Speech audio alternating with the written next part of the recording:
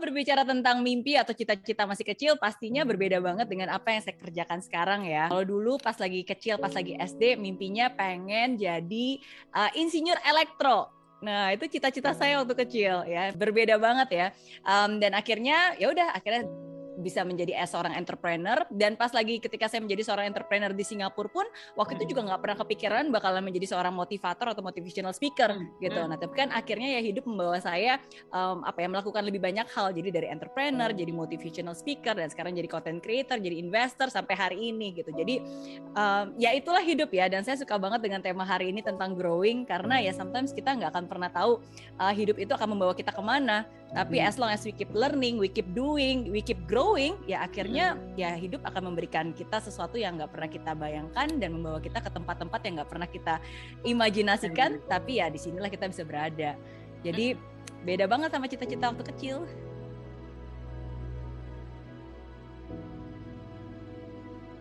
Jadi kalau saya bisa cerita, mungkin biar gampang saya bagi menjadi 3 dekade ya.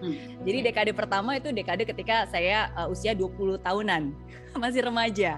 Jadi pada saat itu lulus SMA 18 tahun, terus tiba-tiba ada kerusuhan ya kan, dan akhirnya ya udah saya melanjutkan pendidikan saya, kuliah di NTU, Nanyang Technological University Singapura, dan akhirnya saya lulus sebagai sarjana teknik elektro. Jadi melanjutkan emang cita-cita saya waktu kecil ya kan. Nah tapi dari situ ya akhirnya saya punya keinginan untuk bisa menjadi entrepreneur. Tujuannya waktu itu jadi entrepreneur sebenarnya satu sih, saya pengen cepat-cepat bisa bayar hutang, pengen punya kebebasan finansial, pengen bayar hutang, nggak bebani orang tua. Dan saya tahu pada saat itu menjadi entrepreneur ya saya punya banyak kesempatan gitu. Nah tapi pada saat itu kan karena nggak punya background, nggak punya pengalaman gitu kan, jadi ya banyak banget jatuh bangunnya, banyak mencobanya, banyak gagalnya. Jadi nggak punya modal, nggak punya kenalan, nggak punya keterampilan. Tapi yang satu saya punya sungguh-sungguh cuma keberanian, waktu, dan tenaga gitu. Dan akhirnya ya udah itu yang saya lakukan. Saya akhirnya membangun bisnis pertama saya yang berhasil, yang gagal banyak, yang berhasil akhirnya di bidang jasa keuangan, di bidang financial service industry. Dan disitulah akhirnya kerja keras 14 jam tiap hari nonstop 7 hari selama seminggu, dan I've managed to achieve my first million at the age of 26. Nah, jadi itu dekade pertama ya 20 tahunan. Terus dekade kedua itu berarti ketika usia 30 tahunan. Nah jadi kalau dulu 20 tahun berawal dari sebuah mimpi, ya karena tadi mungkin saya lupa cerita ya, jadi di saat susah, ya pokoknya saya cuma punya mimpi, saya pengen bayar hutang, punya kebebasan finansial, pengen jadi orang sukses gitu, dan akhirnya udah berhasil. Nah di dekade yang 30 tahun, itu ya mungkin awalnya dimulai dari akhir-akhir tahun 20-an ya, karena kan udah berhasil tuh achieve million at the age of 26. Hidup enak, bisa bayar hutang gitu kan, hidup nyaman, dikenal.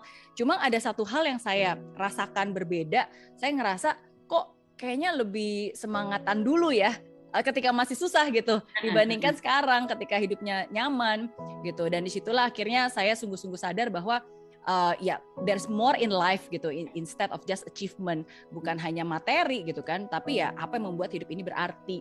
Nah dan disitulah akhirnya saya baru mulai berproses untuk cari tahu, oh ternyata ada loh yang namanya passion, ada loh yang namanya purpose.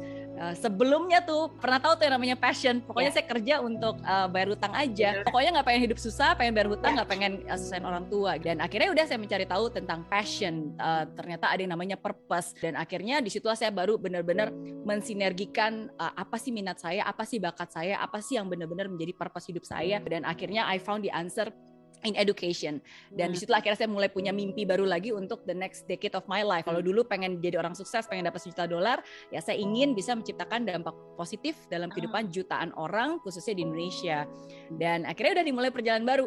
Dari Singapura 16 tahun di sana, kembali ke Indonesia, mulai lagi dari nol, mulai dari garasi gitu. Terus ya udah kita buat awalnya Life Academy ya. My passion is education, especially personal growth. Nah dari situ akhirnya kita buat kids and teens, buat anak-anak, dimulai dari event, camp, akhirnya ternyata tractionnya bagus, banyak minatnya, ya udah dari camp akhirnya jadi learning center. Dari learning center, Merira Learning Center dari 1 cabang, puji Tuhan sekarang ada 11 cabang gitu. Dan akhirnya ya udah disitulah berkembang. Dan dari personal growth pun juga bukan hanya dari segi bisnis ya, karena saya pengen semua orang bisa punya akses, makanya saya juga bikin konten-konten yang free Makanya lewat buku, film, YouTube, ya jadi mereka semua tetap bisa mengakses personal growth education itu tapi secara free juga. Itu ya udah, itu dekade 30 tahun. Nah, dan akhirnya yang sekarang nih memasuki dekade baru.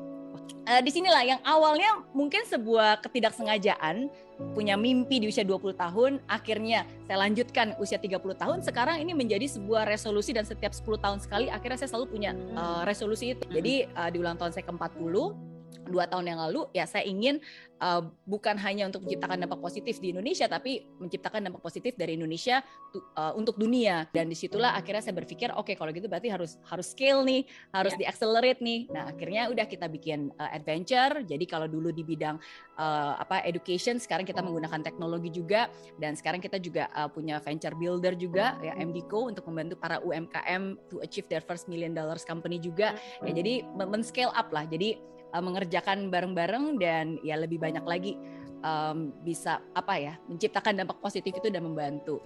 Jadi itu sih mungkin 3 fase yang setelah saya look back ya ternyata ada banyak benang merahnya, dan ya itulah yang membawa saya sampai hari ini.